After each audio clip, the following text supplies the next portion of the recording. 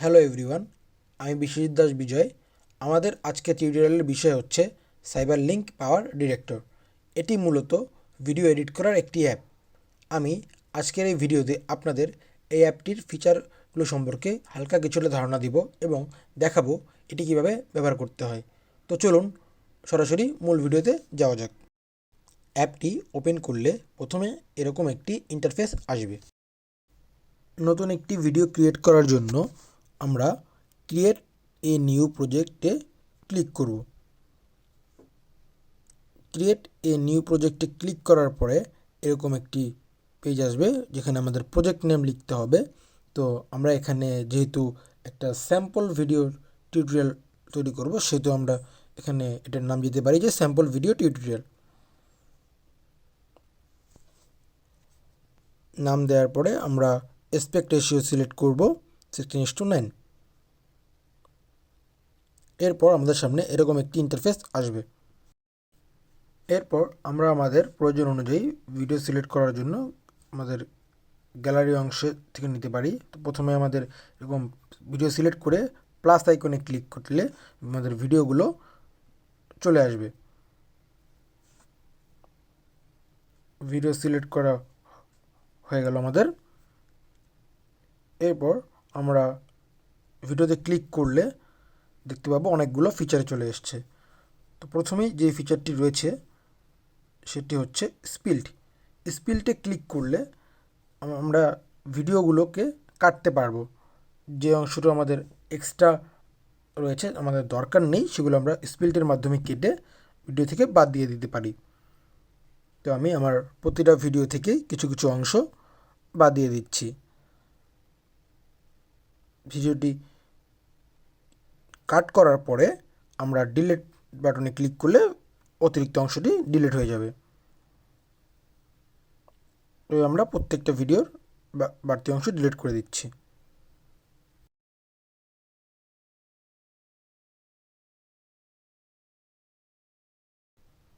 এরপর রয়েছে ভলিউম। আমি যেহেতু আমার ফাইনাল ভিডিওতে একটি মিউজিক অ্যাড করব, তাই আমি আমার এখানে যতগুলো ভিডিও সিলেক্ট করেছি আমি প্রত্যেকটার অডিওগুলো আমি একদম 0 করে দিচ্ছি।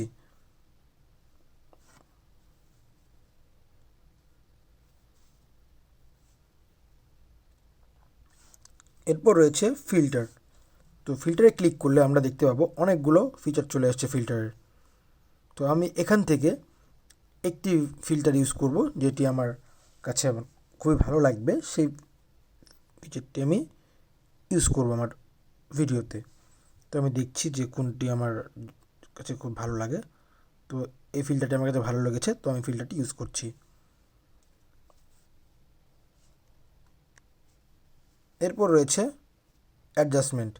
এখানে অ্যাডজাস্টমেন্টে ক্লিক করলে দেখতে পাবো যে অনেকগুলো ফিচার চলে আসছে: brightness, contrast, saturation, hue, temperature. তো আমরা আমাদের প্রয়োজন অনুযায়ী এগুলো কমিয়ে বাড়িয়ে আমাদের ভিডিওটিতে সেট করতে পারবো। এরপর আসে স্পিডে ক্লিক করে আমরা স্পিডটি কমিয়ে বাড়িয়ে আমাদের ডিউরেশন কমাতে বাড়াতে পারবো। স্পিড কমিয়ে দিলে আমাদের ডিউরেশনটি বেড়ে যাবে এবং যদি আমরা স্পিডটি বাড়িয়ে দিই তাহলে আমাদের ডিউরেশনটি কমে যাবে।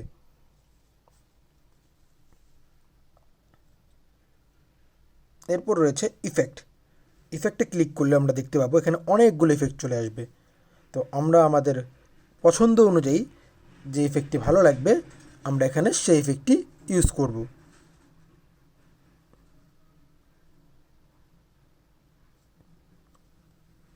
আমার কাছে এই ইফেক্টটি খুব ভালো লেগেছে, তাই আমি এই ইফেক্টটি ইউজ করব আমার ভিডিওর জন্য, শুধুমাত্র এই ভিডিওটির জন্য। বাকি 3টি ভিডিওতে আমি ইউজ করছি না।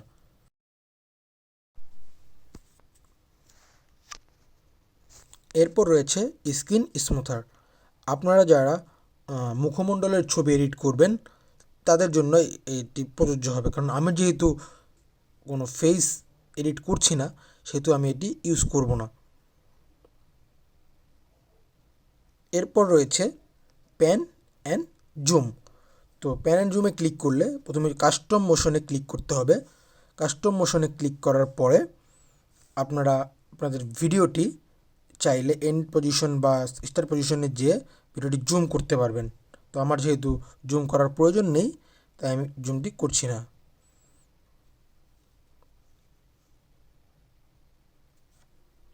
এরপর রয়েছে ক্রপ।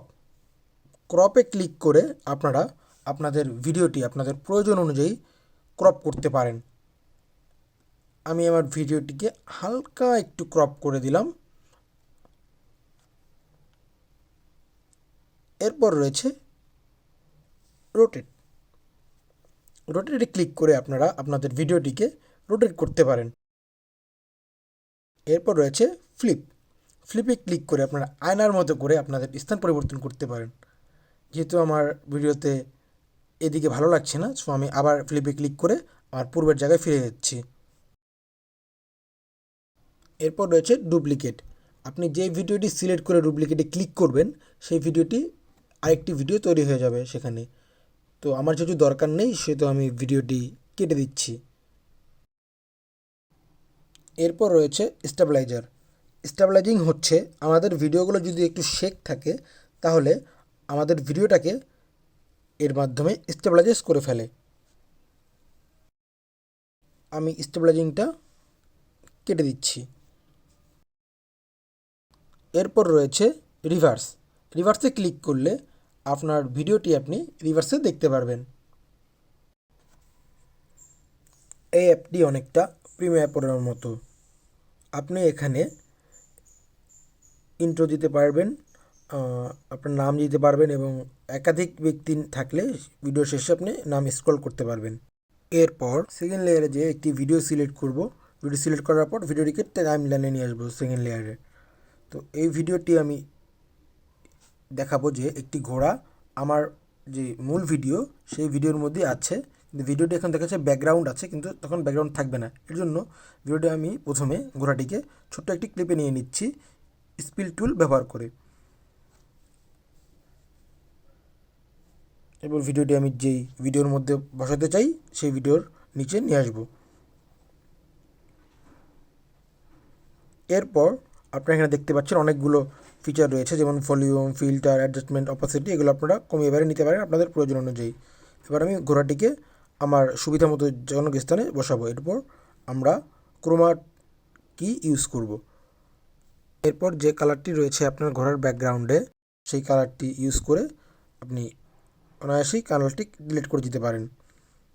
এখন আমরা ভিডিওটি প্লে করলে দেখতে পাবো যে ঘোড়াটি ব্যাকগ্রাউন্ড ছাড়া অবস্থায় আমার মূল ভিডিওর সাথে যুক্ত রয়েছে।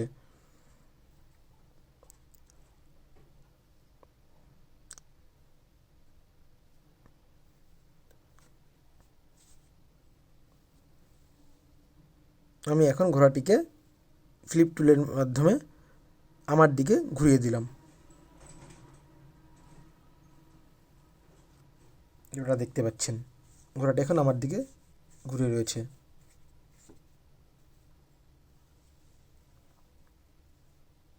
এরপর আমি মিউজিক অ্যাড করব।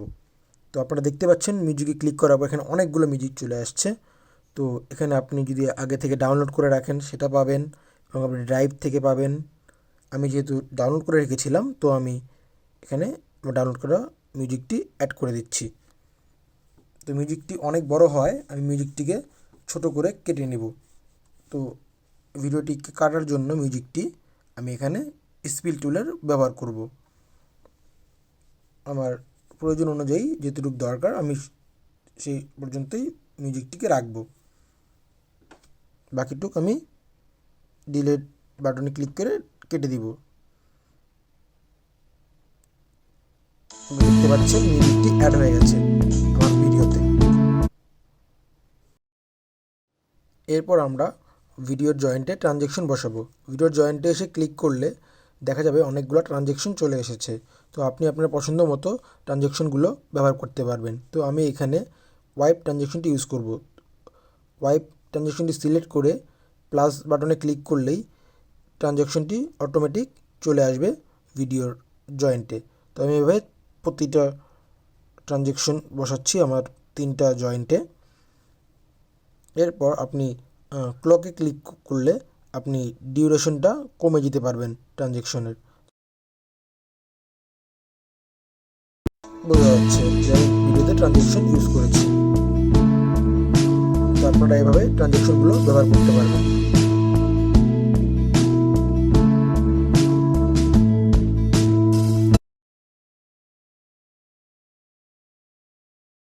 এবার আমরা চলে যাব ভিডিও এক্সপোর্ট করতে।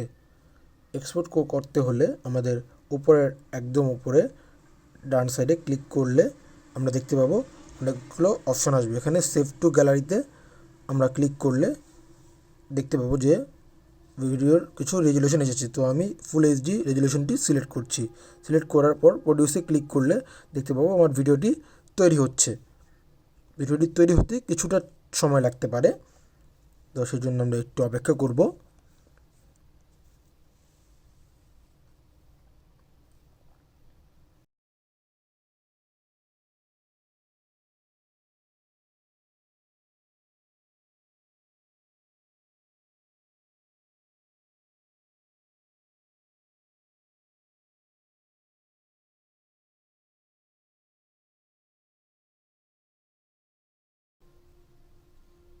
বন্ধুরা, আপনারা দেখতে পাচ্ছেন আমার ভিডিওটি সম্পন্ন হয়েছে এডিট করা এবং ভিডিওটি আমার গ্যালারিতে সেভ হয়ে গেছে। তো আপনারা এভাবে এখানে আরও কিছু অপশন রয়েছে, যেমন share on Facebook, share on YouTube এবং আরও কিছু দু একটি অপশন রয়েছে। তো আপনারা এগুলোর মাধ্যমে আপনাদের ভিডিওগুলো শেয়ার করতে পারেন। তো বন্ধুরা, এই ছিল আমাদের আজকের টিউটোরিয়াল। আমাদের সাথে থাকার জন্য অসংখ্য ধন্যবাদ।